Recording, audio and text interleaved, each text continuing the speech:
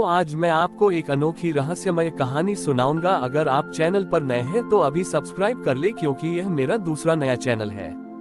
तथा कहानी पूरा देखे, अंत में एक अनोखा रहस्य छुपा है। धन्यवाद। तो सुनिए।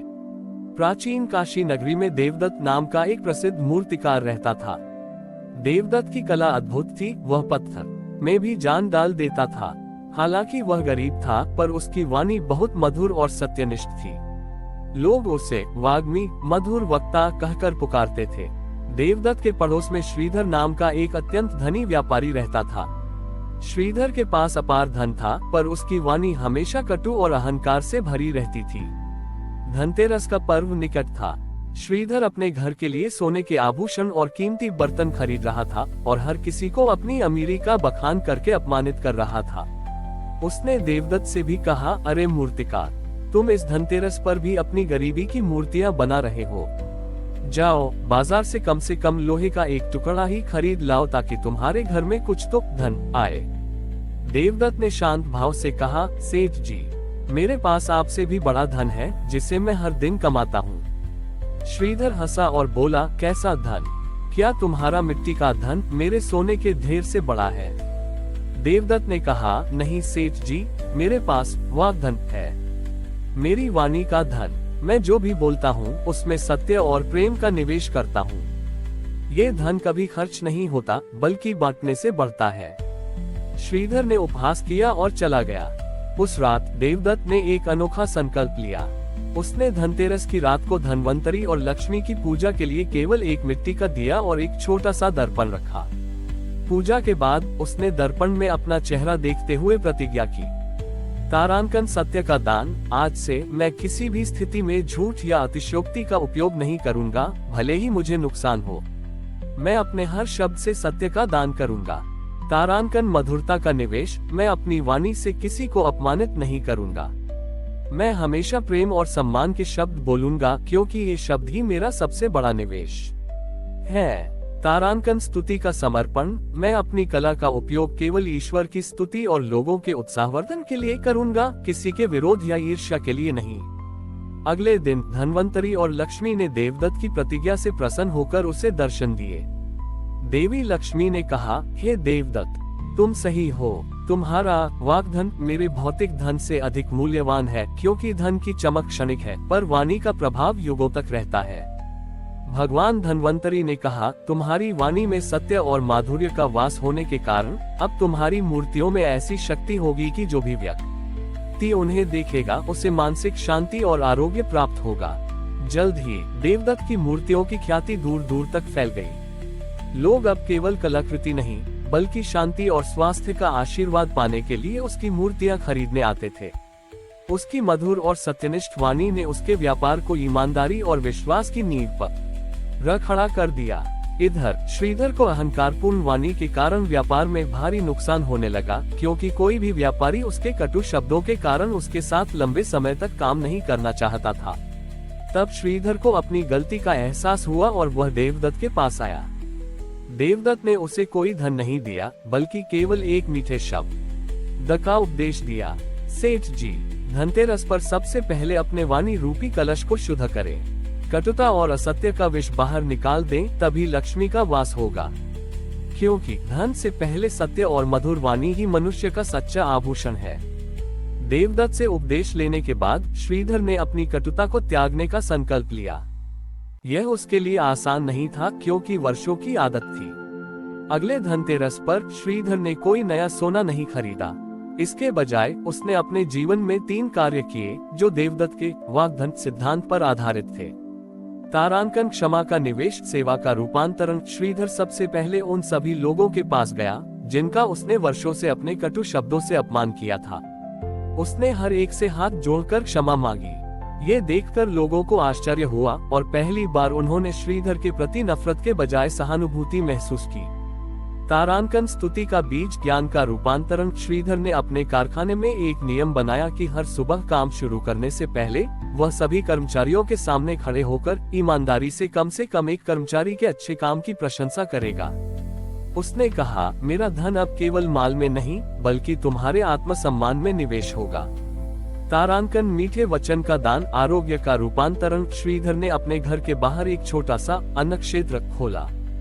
जब कोई गरीब भोजन लेने आता तो श्रीधर उसे भोजन देने के साथ साथ केवल 2 मीठे और उत्साहवर्धक शब्द कहता था, आप स्वस्थ रहें और आपका समय शुभ हो।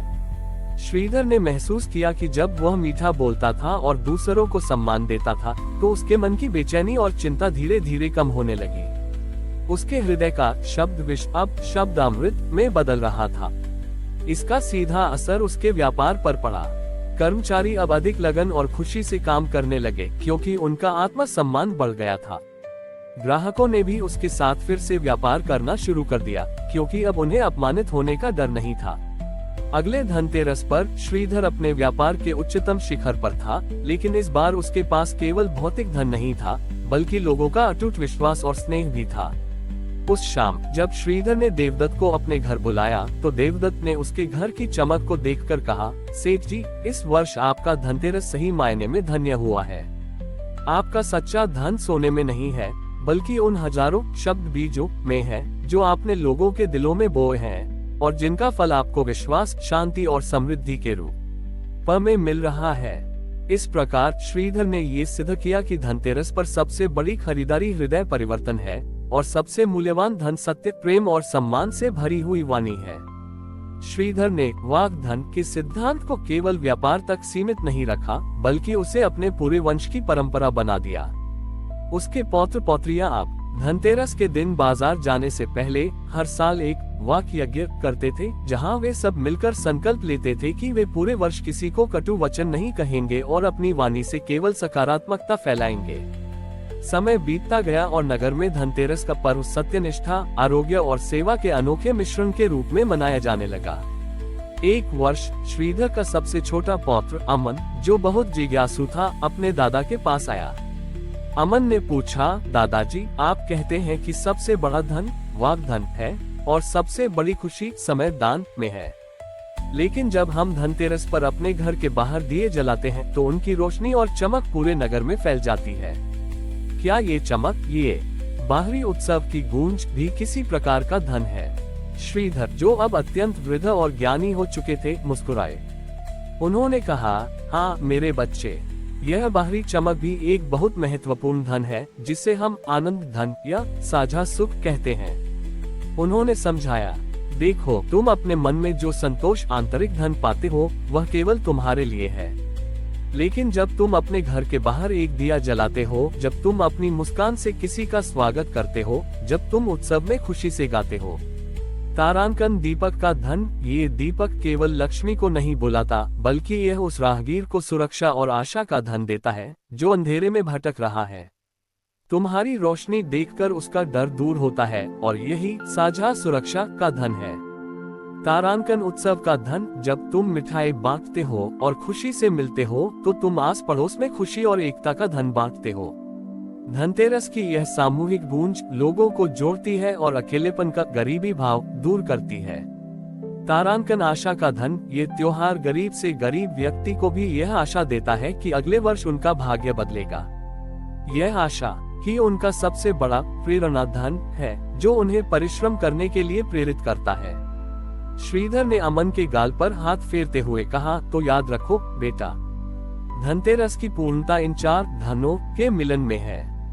तारांकन वाग्धन, सत्य और सम्मान जो तुम्हारा चरित्र बनाता है। तारांकन आरोग्य धन, स्वास्थ्य जो तुम्हें जीवन जीने की शक्ति देता है। तारांकन समय धन, सेवा जो तुम्हें मानवता से जोड़ता है। तारांकन आनंद धन, उत्सव जो इन तीनों आंतरिक मूल्यों को बाहर प्रकट करता है और पूरे समाज को खुशी से भर देता है। अमन को अब समझ आया कि धनतेरस केवल खरीदने का नहीं बल्कि जीने का पर्व है। ये पर्व जीवन के हर आयाम, आंतरिक शांति से लेकर बाहरी उल्लास तक को संतुलित करने का एक दिव्य निर्देश है। और तभी से नगर में धनतेरस का पर्व इन 4 धनों की पूजा के रूप में एक सच्चे सार्वभौमिक आनंद के उत्सव के रूप में मनाया जाने लगा। हमारी और भी आध्यात्मिक एवं अनोखी कहानियाँ देखने के लिए हमारे चैनल पर जाएं तथा धार्मिक एवं पौराणिक अनोखी कहानियाँ हमारे चैनल पर है। कृपया जाके देखें तथा हमारे चैनल को सब्सक्राइब करके रखें और वीडियो लाइक जरूर करें। धन्यवाद।